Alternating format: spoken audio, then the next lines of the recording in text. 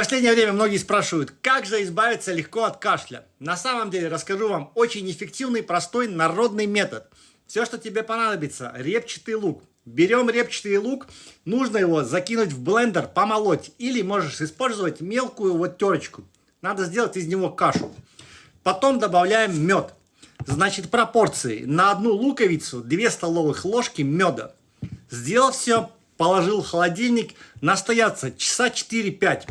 Потом принимаем по 1 чайной ложке каждые 3 часа. Благодаря антибактериальным свойствам лука плюс комбинация с медом кашель пройдет очень быстро.